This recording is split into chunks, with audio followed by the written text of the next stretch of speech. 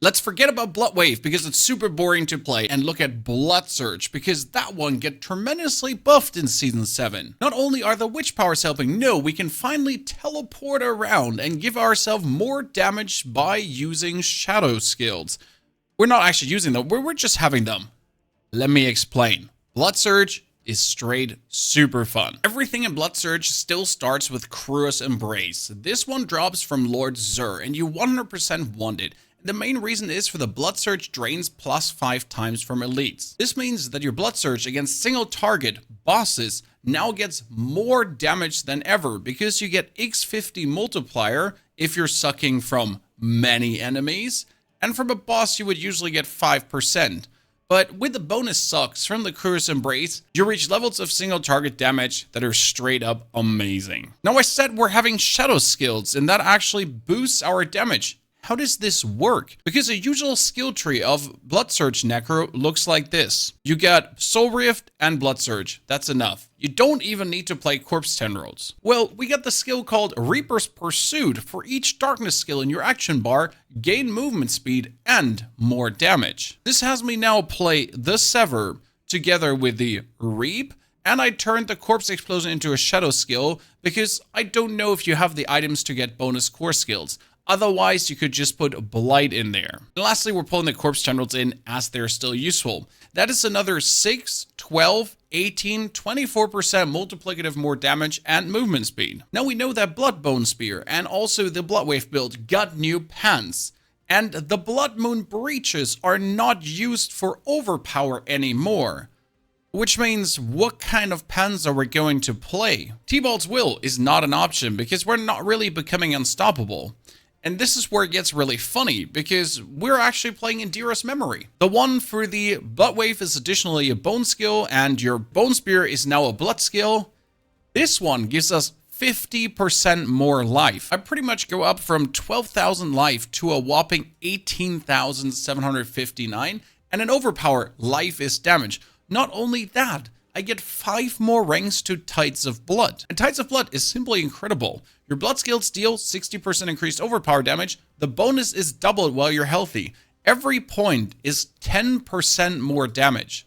Because 5 more and then doubled. That's an easy 50% more damage while getting more overpower damage, maximum life. They're the perfect pans, even though they're not meant for this build. Blood Surge has one problem though, and that problem has existed from the very beginning on. We need infinite essence. As we're attacking with 200% attack speed, yes, I'll explain the 200% to you in the gearing section, and our essence globe just goes empty like there's no tomorrow. 3 ways we're fixing this. First, we get Soul Rift. Soul Rift gives us essence from all the enemies around us, but that essence is not enough. It just keeps it somewhat topped up. Additionally, we're adding the lucky hit chance to restore 76.6% resource. Doesn't have to be Masterword, can just be the 50% resource. One of this lucky hit chances is enough to continuously refill your orb without the Soul Rift. But with the Soul Rift together, you might every now and then unlucky not hit the lucky hit chance, and then the Soul Rift helps to compensate for that to really make sure you're infinite. In order for these 2 items to work though, we need to reduce the essence cost as it's too much. For this, we have the Ring of Starless Skies. That's 50% essence cost down to 15, and then you have just more globe to spam away until you have to hit your lucky hit. Now you're going to say, I don't have the Ring of Starless Skies, and that's fine. You would simply have to get items with a resource cost reduction and also use resource cost reduction tempers until you get 50%, the same 50% that your Ring of Starless Skies does. The Starless Skies is obviously the easier solution, that you can just really blast it empty, get full, blast it empty, and get full. We get another bonus though this season, and that would be your Witchcraft powers, since the Aura of Lament would provide a bonus resource too. But we're not actually playing the Aura of Lament, because instead, we'd rather boost our critical strike damage further. We would be getting the bonus heal and poison damage around us, have a Hex of Flames hit with our critical strikes that are coming from every corner, and then with a Pyronado pull everything together that we can just destroy it with a Blood Surge. The Soul Harvest will boost us further as well. And right now I get Breath of the Coven running for that bonus attack speed. I am though at 200% already, which makes me consider the hack specialization for another 20% critical strike chance. If I get this up to 10 ranks, that would bring me to 100% critical strike chance. In order to make it even stronger, we need Blood Orbs, because Blood Surge overpowers every 6th Blood Surge. Even with 200% attack speed, that's not enough. That's why we get Rathamus Vigor. Every 15 seconds, we would get another overpower, and our overpowers to 120% more damage. That's nice, but we have to pick up Blood Orbs to overheal to then reduce the cooldown to have this more often. And now producing Blood Orbs with Blighted Corpse Tunnel is kind of bad, and the Blood Orbs from Transfusion are also not happening that much. This leads us to our chess piece, because right now we're getting Consuming a Corpse has a chance to spawn a Blood Orb. And with the Curse Embrace, we're consistently consuming corpses. And with our lucky hit chance on the Blood Surge, we are consistently making corpses. And this gameplay loop has us use corpses, create corpses, eat the corpses to get more overpowers, to then have this 15 seconds not be 15 seconds while we're holding down our Blood Surge button and stutter stepping around, and then we pick one up and then another overpower, another overpower, another overpower. So you truly use your 200% attack speed paired with your other damage to overwhelm your opponent. Now, what is this build good for though? Because we have the Blood Wave build, and the Blood Wave is amazing for pit pushing. Let's not kid ourselves. If you want to have easy pit pushing, you're going to play Blood Wave. The Blood Wave, though, is terrible for any other piece of content. You want to run through a Nightmare Dungeon, you want to do a Root Hold, you want to do an Infernal Horde, or just simply exist in the seasonal zones, Hell Tides. It just stinks. Now that's where our Blood Surge build comes into the fray. It is the perfect farming build, especially since we put on the Sever. Why is the Sever so good? Because the Sever lets us teleport around. And since we don't mean for this build to be a pit farming build, no. We mean for this build to be our overall farming build for farming fun. The Sever can now be played with a certain aspect. And that would be on my boots, the Inexorable Reaper that has my Sever be a mobility skill with a 3.5 second cooldown, which gets lowered by your lucky hit chance with the aura around you with the Decrepify. And then we're able to just teleport over the screen, Infernal Hordes, Hell Tides, Seasonal Zones, whatever. More movement than ever. Usually we would play on this boot, the Dazed aspect, for even more damage. But that damage is not needed because everything in Torment 4, every boss, everything just falls in front of us. If we would be pushing the pit, sure, we could take this.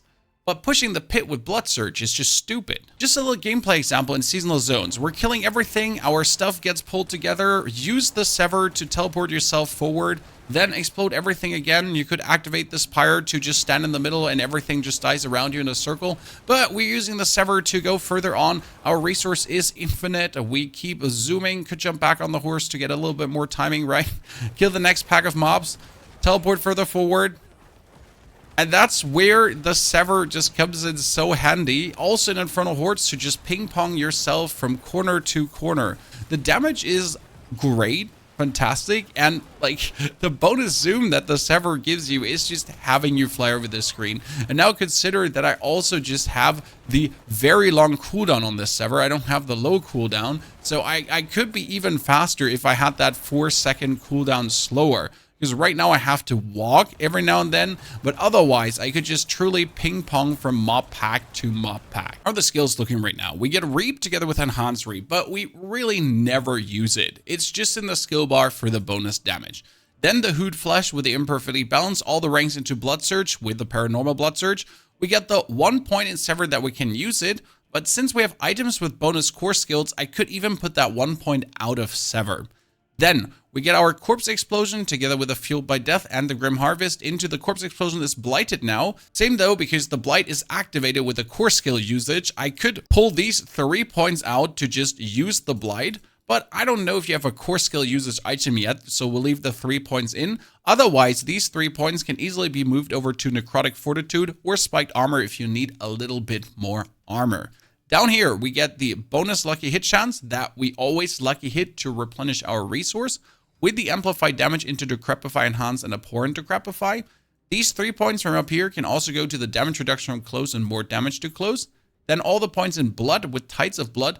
1 point into Drain Vitality for bonus Fortify. It's worth it. and it's enough to always have us fortified, with 1 point into transfusion for the every now and then blood orb. Then we get the corpse tendrils with the blighted corpse tendrils for even more blood orbs, but we don't really use it that much because we kill everything on the screen in Pyronado. Reaper's Pursuit for that bonus damage we talked about. Then we get Soul Rift giving us 75% bonus damage. It's just too good to not. Ultimate skill damage with the Memento Mori and the bonus damage reduction into more crit, and then that 120% overpowered damage. For the gear, you want a mace with maximum life, overpowered damage, and blood attack speed. The blood attack speed here is super important because we're looking to get more than 100% attack speed. Yes, you can get more than that. There is an attack speed cap 1 and 2. Right now I have 35.2%. And the blood attack speed, as you can see, does not get counted into our actual attack speed bonus, because that attack speed bonus is only the attack speed you have on your gear without tempers. So this 22.8% is in there. And the things I get from my Paragon board. The blood attack speed goes into my attack speed cap number 2. Yes, the second one. So if I get this greater affixed attack speed masterworked up, and on my ring more attack speed, and on my amulet, I can reach 100% attack speed bonus in the stat sheet, and then with the 50% bonus attack speed from overpowering, I can reach another 100%, and then attack faster than ever possible. That's why our hammer is having the blood attack speed together with the blood surge deals double damage, and then consuming a corpse increases the damage of your core and ultimate skills by 32.5%. That's great. You could also take the corpse tendril aspect, but I'll be honest with you, I don't corpse tendril enough to use this. That bonus is always active at every single second. The corpse tendril aspect is only active when you use it, and it's only 18% more damage. Not worth using. Same goes for our offhand. Again, blood attack speed bonus and chance for blood surge to deal double damage. Optimally, you want that masterwork that we almost reached that 100%. Your offhand or your main hand should also have the chance to restore resource. You want that. And instead of intelligence, critical strike chance would probably be good. Lastly, whenever your blood skills overpower, you gain bonus attack speed to really get this attack speed cooking. Then on our boots, we wanted to have movement speed, max life, and intelligence. Just that we're super fast. We're mobile. This is agile. If we're not killing things, we're moving. We're flying over the screen. Soul Rift duration, mandatory. And then the sever aspect that we can jump over the screen with our teleports. As the pens, we get Adira's memory. I talked about it. You want the greater affix Tides of Blood and maximum life. Tides of Blood is more important than maximum life though. The rest of the item doesn't matter. Even the Blood Wave giving us 77% bonus damage doesn't matter because our Soul Rift already gives us 75% multiplicative bonus damage. For the Crew's Embrace, we want the Tides of Blood greater affixed and the bonus Suck Drain. Optimally, you want this one for greater affixes if we're honest with each other. And then you want to masterwork the Blood Surge Draining. Because for the draining, you need at least +8 for the optimal bonus against bosses. Our chest piece has the Embalmer's aspect that we're getting those bonus blood orbs. And you really do want to get those bonus blood orbs. They are way too good. With the maximum life, armor, intelligence, total armor, and soul rift duration. Again, soul rift duration is super important that you're not really running out of soul rifts. For the helmet, we're playing the Ear of Perdition because it gives us the bonus core skills and the 60% multiplier. Now, you could replace this through a normal helmet that plays the dazed aspect that we talked about earlier for that 25% bonus damage against dazed enemies. That being said, though, it's the big lucky hit, the big crit, and the movement speed for that 200% zooming, and the lucky hit that your blood surge just really gets that resource restoration rolling. My amulet is actually bad. It has 4 ranks to coalesce blood, and we have 1 Tides of Blood there. Percentage intelligence is an absolute must-have and maximum life, and then instead of ultimate cooldown reduction, I would rather have soul rift duration again. The total armor percentage is a little bit wasted here, and we would rather have more blood attack speed, but this is the amulet I just have with the only blood skill right now. We're playing the sacrifice bonuses are sacrificing harder, as that has our overpower bonus go crazy, absolutely nuts to be honest, and the critical strike. I'll show you in a second. Then we talked about it earlier, the Ring of Starless Skies. You don't need it, but if you don't have it, you have to really make sure that all your other pieces of gear that can have resource cost reduction have resource cost reduction tempers until you reach the 50%. You'll miss out on attack speed, crit chance, and even more lucky hit chance. These pieces are truly good. That's also why you're gonna play Blood Wave into Blood Surge, and not Blood Surge into Blood Wave. Your second ring would optimally have int max life and then attack speed, into ultimate cooldown reduction, sure, that's fine, and then blood attack speed. The ultimate cooldown reduction without the Starless would then be the resource cost reduction. With the Blood Surge Nova Echoes after for another 10% less damage. If you do a 5 billion hit, you do a 5 billion and 10% less hit. For our runes, we're playing cast a non-channel core skill, which we do a lot, to then cast our Decrepify. Because we don't want Decrepify in our bar, we just want to cast it like this, since the shadow skill in our bar is more movement speed and also more damage. And then on the chest, we're playing use resource for 20% more max life. More max life is more fortify, is more damage. Done. Very simple. Now we talked about our sacrifice bonuses going crazy. Right now I'm sacrificing for resistance to all elements because otherwise I won't meet the resistant cap. And it allows me to save tons of Paragon points that I can then invest into damage. But my skeleton mages, they go up to 53% more overpowered damage, and my golem is 61% more critical strike damage. This has me sitting at 21,208 overpowered damage with 1,000 crit, so quite amazing. As my merc, I've been playing Subo, who gives me the bonus 25% critical strike damage to enemies hit by Subo's cover fire, to multiply things up even harder. And we just had Alkin with a Flame Surge, but honestly, the Alkin can just easily go out for right here with a Bastion that we can just stand still, 90% damage reduction, blasting away. Not like that will die anyways, because we're pretty much undying. Paragon Board, for maximum life. You want all the maximum life possible. Play the Eliminator early, that we can get a lot of intelligence out for all damage. Then we're moving into the Bloodbath board. There we get damage reduction, resistance, more damage reduction, and we're playing the Essence Glyph with 74 points of dexterity. Works super well. Then we're moving over to the Blood Begets board because we pick up these blood orbs, and you do want to have all the maximum life, maximum life, maximum life. There's so much maximum life here. Together with the Sacrificial Glyph, as we don't have minions, boosting the damage while healthy and the blood damage. Then this is the Frailty board, but you want to swap out the Frailty board and the Flesh Eater board. Because right now I do not have the willpower to get the Recuperate running, which would be another 4% more max life. If I swap these boards around, it's going to work. In the Frailty board, we have the Dominate Glyph for another 69 willpower points. And if you actually enter from this side, instead of from up here, we could get ourselves this bonus willpower as well. I'll have that in the planner in the description below a little bit better. And then with the Flesh Eater being this one, swap around a Doodle Dandy Ended, we have the more maximum life and the more maximum life again on our Amplify Glyph to actually boost the damage to elites. And here we're going to be boosting the damage and the damage to elites a little bit. That being said, the Amplify would technically be better up here, but there is just so much dexterity in this board and so few on this side that it ain't worth it at all. Ladies and gentlemen, is Blood Surge farming going to be it for you? Do you think this is something enjoyable? No worries, we're going to have the Blood Spear for you too. And if you now want to discuss with me about Mythic tier list or 7 mechanics you've never heard of in Diablo 4, enjoy. Have a fantastic good day.